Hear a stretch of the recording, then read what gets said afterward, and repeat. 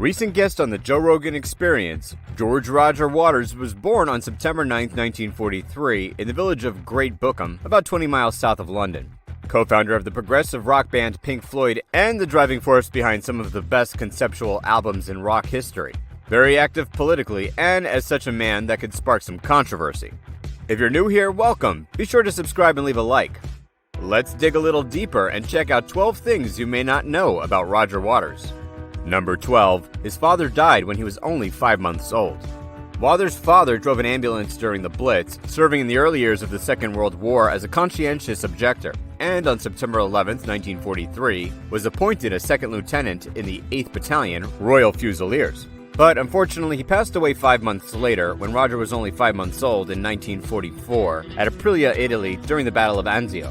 This has been revisited in many songs, but the final cut, a requiem for the post-war dream, deals with much of Roger's feelings about his father's death. After the tragic event, he moved with his mother and 2 brothers to Cambridge, where he eventually met other future associates with Pink Floyd. In 1914, in Italy, Waters erected a memorial around the site where his father passed away to honor him and the others who died in the war. He was also appointed as an honorary citizen of the city of Anzio. Number 11. He was dishonorably discharged from the cadet force. The purpose of the cadet force at Rogers School was to identify potential officers and career militaries, as well as to give basic military training. Roger, however, joined the combined cadet force because he couldn't bear how itchy the uniform was, and as a result, he occasionally spent the weekend at sea at HMS Ganges, a naval school that trained boys as young as 14 to become naval seamen. Initially, he was shocked by it all, but eventually became fond of life at sea and being a leading seaman. Part of it was because he enjoyed firing guns and dominating other people, as he said in interviews. As a consequence, he was roundly hated around, and on one particular weekend, he was set upon by a bunch of enraged schoolboys. It seemed like a foreshadowing of the attitude issues that would ultimately lead Roger to leave Pink Floyd. He eventually was dishonorably discharged after deciding that he didn't want to be part of it anymore. And because there was no provisions in the guidelines for resignation, he just returned his uniform and informed them that he would no longer be going. On his last school report, it was written, Waters never fulfilled his considerable potential and was dishonorably discharged from the cadet force. Number 10. He was the only to ever fail the 3rd year without being made a prefect. While on the cadet force, he failed on his A levels of math. As a result, he had to repeat the 3rd year. Actually, he was the only boy in the living memory of the school's history to have stayed on for a 3rd year in the 6th without being made a prefect, which is something Rogers remembers quite proudly. His violent nature with the other students, destroying school property, and dishonorable discharge might also have contributed to the decision of not making him a prefect. The time spent in this school served as an inspiration for writing Another Brick in the Wall. Number 9. Roger references his mom in Welcome to the Machine. As a great songwriter, most of Roger's inspiration and writings rely on his own life and experience, so it's no surprise to find in the lyrics some hints that describe a few of his own biographical details. In the second track of the famous Wish You Were Here iconic album, Welcome to the Machine, there's a line that reveals the first musical steps of Roger Waters when he sings, "You bought a guitar to punish your mom." Waters' mom offered him his first guitar back when he was 14 years old in 1957. Number 8. He was the director of the Youth Socialist of Cambridge at 15. Roger has always been very active politically, dating back to when he was a teenager. At 15, after a short-lived militarism of the naval cadets, he became involved as a chairman of the youth section of the Campaign for Nuclear Disarmament in Cambridge, dealing with young people and students who were not at the university. He took part in a number of marches for this cause, going from Aldermaston to London, and notoriously rose to the position, as well, of chairman of the Cambridge Youth Socialists, although he later believed that all of this was done more to impress his mother, who was a card-carrying communist until 1956, rather than act out of his own views. Number 7. Roger was a sharp sportsman. Although Roger can never recall happy memories from school, when asked in interviews, many of the friendships and future members and associates with Pink Floyd shared a collective physical sport with him. A few of them were part of the same teams he was on. Bob Close, ex-guitar player in the band's previous incarnation, and Storm Thorgerson, graphic designer of Pink Floyd, were both with Roger on the Country High cricket team. In addition to cricket, he also played rugby and had a team member, Jeff Motlow, who had a band called Jeff Mott and the Mottos, where Sid Barrett played guitar. Number 6. He's a big Arsenal fan. The mythic Liverpool chant, "You'll Never Walk Alone," was used in Pink Floyd's song Fearless, which made many people believe that Floyd's members were fans of the Reds, but that is simply not the case. In a Twitter video which focuses on an incident that Celtic fans made in response to what took place in Gaza, Roger, amid Celtic praise, confirmed that he was an Arsenal fan in the end. This love may be hinted in one of their songs, The Gunner's Dream, on the final cut. Despite being about World War II and the attacks that the IRA did in 1982 in the UK, the title was accordingly chosen by the two Arsenal fans Waters and Gilmour to allude and serve as a hint to their favorite soccer team. For Waters, Us and Them could probably be written in about two mega rivals in London, Arsenal and Chelsea. Number 5. Roger Waters joined Pink Floyd as a guitar player.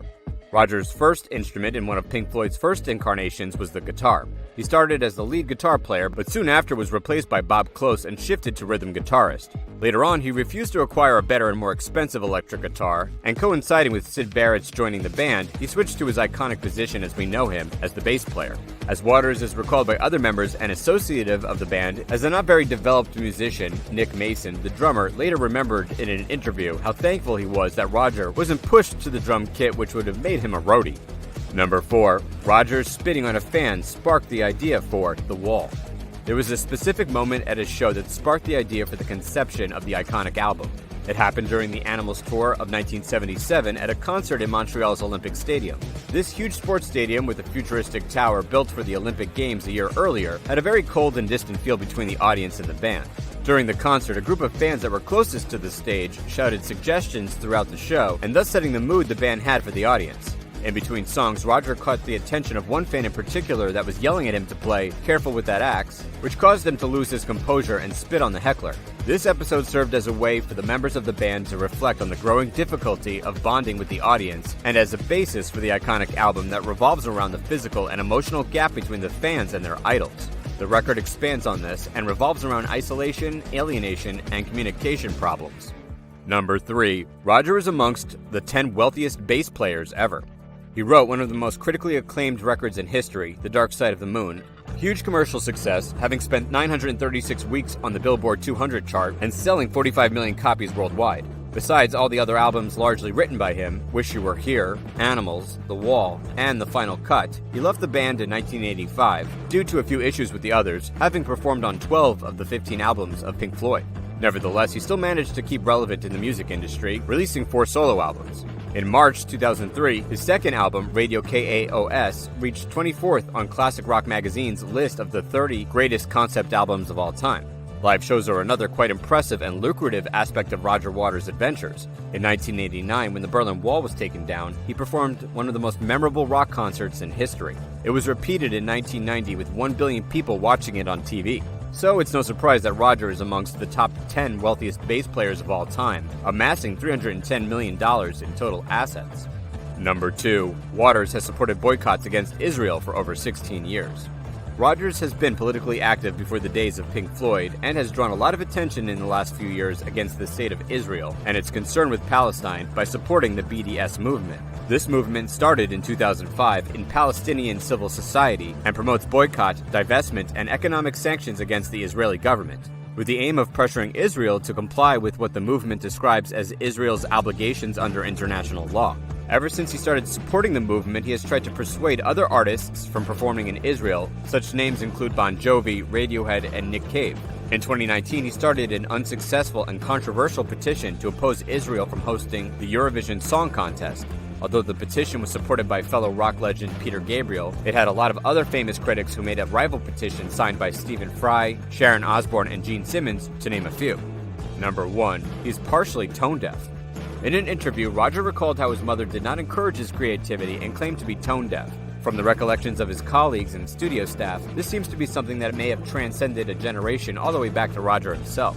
He actually learned he couldn't sing the way he wanted during the recording of the third song, Have a Cigar, of the album Wish You Were Here, so they had no choice but to bring in a guest singer after David Gilmour declined to do it. In addition to all of this, he used to wear earpieces in concerts so that he would have a little help singing more in pitch.